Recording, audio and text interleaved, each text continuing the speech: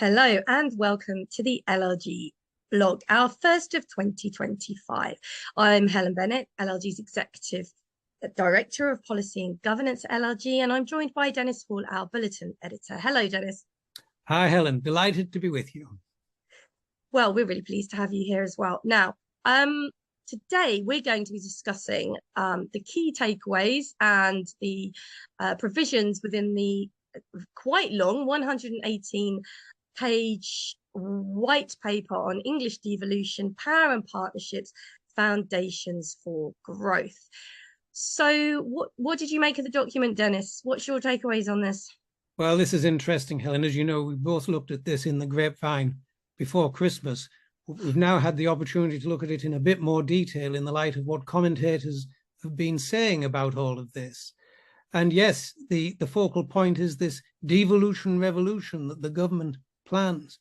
And, you know, it's interesting, there's no specific timetable for what the government wants to do on all of this. But it does say in the paper that all of this has to be completed within the course of the current Parliament. And that's quite a challenge against everything else that the government is planning. But you asked me what are the key takeaways. Now, I took three key headlines from this now the dust has settled a little bit and we're into the new year. And I think there are three headlines from my point of view. One, the government clearly plans to extend devolution to all parts of England. And secondly, there are additional powers and funding flexibility for mayors under this new framework that they've established in this paper. And thirdly, and again, this is my take on what the three key issues are in the paper, the replacement of two-tier local government within unitary authority and creation of unitary authorities is what is being planned, and that is what they intend to implement. But what I think is revealing about all of this is the government's attitude to the exercise of political power in the country and locally. This paper sends a clear message that the government wants to deal from now on with big, and I mean very big, local authority organisations. That's how it wants to do business to achieve its strategic objectives. And the other message, it prefers to deal with mayors, Helen. Absolutely, it's mayors, and more mayors, basically. And with the three-tier system that it sets out, if you haven't got a mayor, then you're just not going to have powers and the autonomy. I think, for me, well, there's a nod towards reform of local audit systems in there, and actually there's a consultation out at the moment in relation to that. And obviously we've got all our really interesting governance aspects within this white paper as well, although I know we're going to be more focusing on devolution today. But it is important to talk about the fact that, you know, for the first time in ages, we are now seeing engagement around sanctions for misconduct and holding councillors to more account, also mandatory codes of conduct, which are interesting. But it's these questions around combined authorities, strategic authorities as a platform for mayors, regional growth plans, and then how that all works with citizen engagement, as you've said, Dennis. You know, some of these, well, these are going to be large entities serving 500,000 population, isn't it? I think. Yes, that's the benchmark that they've set. Now, it's interesting. This paper is interesting for what it doesn't say on this question of community engagement. You'll find nothing, as far as I can see, and I've had a look. There's nothing about community engagement, consultations, local choice, local democracy, because the government, in my view, has defined what it wants to see happen. The government wants all-powerful mayors, combined authorities, and reorganisation to create new all-powerful councils. That's it in a nutshell, it seems to me. So I think the main point to look at here is, well, what's going to happen with mayors? And secondly, what about combined authorities? And more on the shape of devolution going forward and that reorganisation. Well, I do think it's really important to examine what the white paper does say about mayors and their specific powers, Dennis, and they're looking to increase powers across a range of transport, housing, different areas. So what was your take on that? Yeah, well, you've already alluded to what I think is the key centerpiece of the white paper in relation to mayors, and it's this new three-tier devolution framework. And the government have said quite clearly in the paper that primary legislation will set out the powers on offer to strategic authorities, which is this new term that encompasses the existing combined authorities and the Greater London Authority, and only in rare cases, individual authorities. And, you know, the government is quite firm in its preference for the all-powerful strategic authorities to be led by mayors, although, to be fair, non-mayoral arrangements will be permitted, but only as a transitional step. Now, you've mentioned the range of new powers, strategic powers that these organisations will have. But again, front and centre are the spatial development and planning powers. Now, the exercise of these is currently in the hands of the existing combined authorities, and they've been quite controversial in relation to some areas such as Stockport, where the policies have been, strategic planning policies have been challenged. So that is one area that's important. But as you say, the paper also confirms that new economic powers will be there for most authorities. And in particular, almost all the powers already being devolved to Greater Manchester and the West Midlands will also be extended to a wider group of established strategic authorities. That's the term, which will include the Liverpool City region, West Yorkshire, South Yorkshire, and the North East in the first instance. And of course, there are those lower tiers of the framework where powers and funding will also be greater than they are now, although most powers are reserved for places with mayors. That's right, yeah. And I also understand, Dennis, that the proposal is that mayors should be able to exercise their functions with a simple majority support from local leaders wherever possible. Major change that. Yeah, which I think the government's proposal is to make it easier to implement the spatial development, transport and investment strategies. Because I think presently they require unanimous, it's 2/3 approval, Dennis. Indeed, and I think this is all based upon the experience in the Manchester region, because local opposition has been a significant barrier so far. In 2020, Stockport Council pulled the plug on Greater Manchester's spatial development strategy, even though the other 9 local councils and the Metro Mayor himself favoured the proposals. Well, as far as the government's concerned, that's not on. But I think we have to acknowledge, Helen, overall, that these reforms have the potential to make mayoral devolution far more effective than was envisaged under the last government. But there may be some resistance from local authorities already unpersuaded of the merits of mayoral devolution. And I think this is the challenge that this paper brings about. The government will need to work very hard to convince leaders that the powers and funding on offer are worth accepting these reforms in this paper, Helen. Yeah.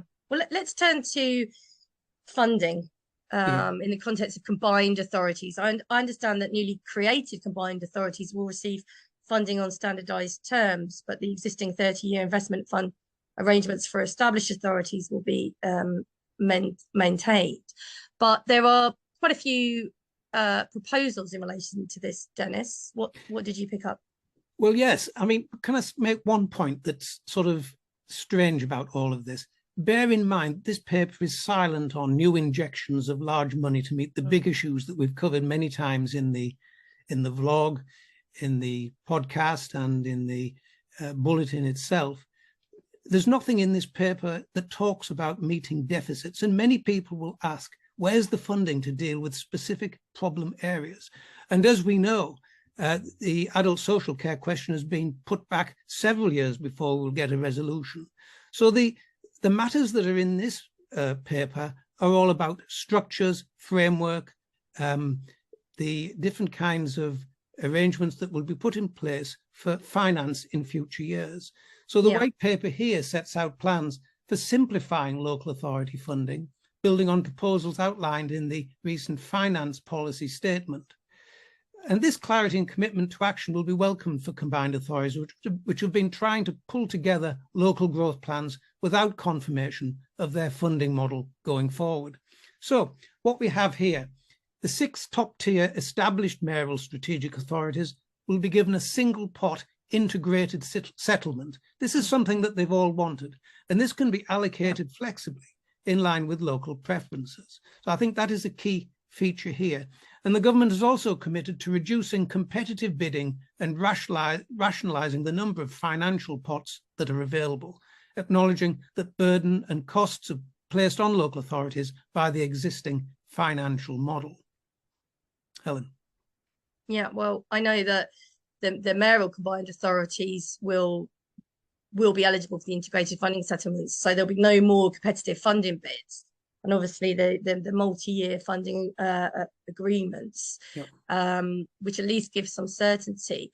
I think in terms of the only thing I could find in the paper that gave a nod to any of the deficits, potentially, was the mention of recovery, 600 million recovery grant that the government says will be targeted at areas of high deprivation or greater service demands. But that's not going to touch the size, is it? And it's not going to. No. Adult social care, children's services, SEND, all of these are big ticket issues that are not being addressed by these proposals in actual fact in this paper. Yeah, absolutely.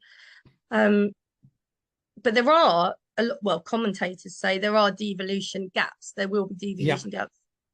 And this will occur where, you've got issues with authorities wanting to move to the new systems, but indeed where you have to have your combined county authorities before you can move to your mayoral combined authorities. I mean, you can't just flick a switch and make that happen. So that goes back to that three-tiered devolution framework you were talking about. And I do question how that would impact residents in tier 1.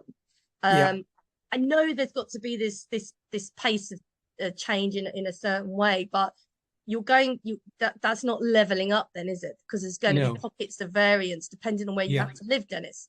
Helen, this is a top-down reorganisation and a top-down devolution. The government has described what it wants to see happen in this paper. But on the question of filling the devolution gap specifically, the paper is helpful because it's clarified the 4 principles it will use, that the government will use to decide upon the geography for future devolution agreements. They've said that scale is going to be important, with a preference for more than 1.5 million people being covered by a particular area. The economic geography will be important, the alignment to public service footprints that exist now, and finally, the question of local identity. But don't be in any doubt, it is the government that will determine these things. I don't think there is much scope for local determination, local consultation or engagement. This simply is not mentioned in this paper as far as I can see. No, and embedding a community voice into policy, decision making, it's going to be interesting how they overcome the perception of perhaps a David and Goliath situation with these new structures. I mean, in the context of parish councils, that there is, of course, and in fact, the government champions the role of a parish council in relation to that local voice and local engagement. My concern is, I think actually the government says strengthening local governance and community engagement and are vital in providing a more direct voice. But what about all those geographical areas without a parish council, Dennis? How are they going to engage meaningfully? These are the vast questions that remain unanswered at the moment. What we do have, Helen, is the example of those authorities that were created as unitaries from existing county councils back in 2008 and beyond.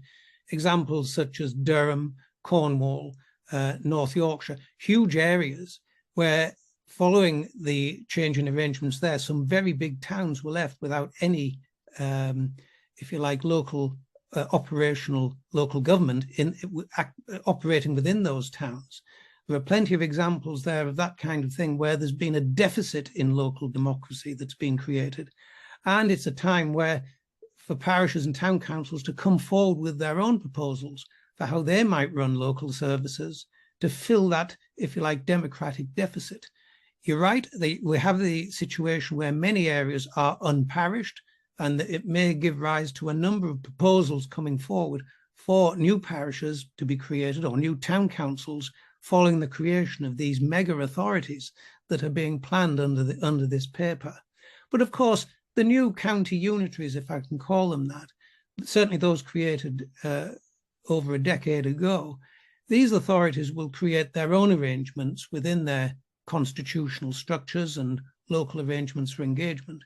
And there are many examples of authorities that have done that. But local people may feel that they've lost out in terms of democratic engagement by arrangements of this kind to replace what they have now.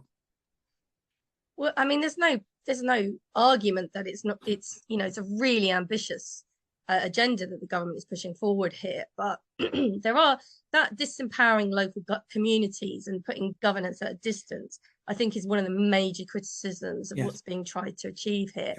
And I think also that there's quite an emphasis on structural changes. And inevitably that's going to divert attention away from service improvements. Now, I mentioned there, sorry, I mentioned there, Helen, that this is a top-down arrangement and it is the government that will crack the whip. Why do I say that? Well, of course, you'll remember, and we've discussed this earlier, that the government has decided that it and has introduced a ministerial directive, which is yet to be brought in by legislation, to compel areas to establish strategic authorities if they are unable to agree, or to prevent small devolution islands being left out of the process. So what else is that other than a mechanism to ensure that decisions from the centre are enforced in the final analysis? Yeah. Well, I think there's so many more questions we could discuss, really. Principally around delaying elections. There's arguments on both sides of that. Informed decision making, and really, what is it that district councils, what should they be ploughing their resources in at the moment while they're stuck in this position? That must be a difficult decision as well, Dennis. It's a question that's been left hanging, if I can put it like that. The district councils in those areas that may feel under threat, they need to know where they stand. Do they need to implement new legislation that involves future planning, local planning, that sort of thing? It would be a waste of resources for these things to happen, where these organisations, these district councils, have a limited life, a limited shelf life, in fact, because that's what it looks like. And on that, can I say in particular, there was a news report last week that at least 9 county councils are already poised to apply to the government's devolution priority programme for local government reorganisation. Now that's 9 of 21 county councils that cover 2-tier areas. A number, as you've just alluded to, are already saying they will need time and to assess reorganisation and to facilitate it, and that will involve deferring the May election. Yeah, absolutely. So let's just finish on the key points of the reorganisation, just to wrap this up. Obviously, we talked about encouraging unitaries, creation of combined county authorities, a 3-tier devolution framework. What else would you add to that list, Dennis? Well, can I finish on these points, if I may? And I come back to reorganisation. The issues that this paper has generated, they've created more uncertainty whilst creating certainty on the things where they want to move forward quickly. But there is the potential here, you know, with reorganisation for service disruption, and there could be local political challenges to what the government wants to do. Excuse me, there will be far fewer councillors as a result of this. Big government does not meet all local appetites. There is this issue we've already mentioned about loss of democratic engagement locally. And there's always the argument put forward, and it already has been put forward by the districts, ultra-large unitaries may lack the cohesiveness of smaller areas. They have a job to do in addressing this, the government. And of course, there are many potential solutions that need to be looked at. And at the end of the day, to make the challenge on one of the key points that's being made, does reorganisation ever save money? Now, my prediction, if I can put it like this, is this: reorganisation will be done and dusted within 2 to 3 years because the government is in a hurry. And all of a sudden, the throttle has been pressed to the floor. And that in itself is creating a lot of issues. Well, it's creating a lot of work, Dennis, and we'll certainly be picking up as this goes along, and as these working papers and white papers and all manner of things keep coming out, which I think we'll continue to see throughout the year. Thanks for joining me today, Dennis. Really enjoyed it.